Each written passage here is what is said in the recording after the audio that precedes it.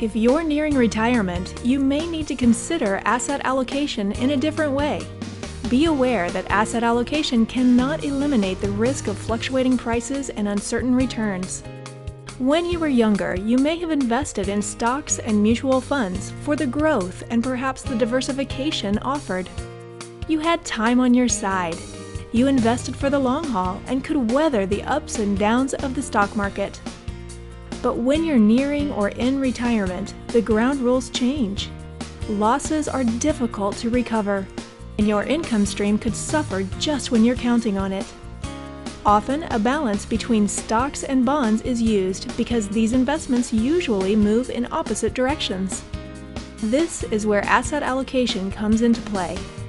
Because investments may go up and down and your financial needs may vary, your planning must allow for contingencies. Various types of investments can help accomplish this.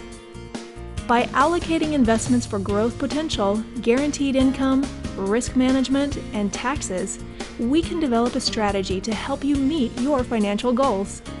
Please give us a call today to find out how you can allocate your assets for your retirement.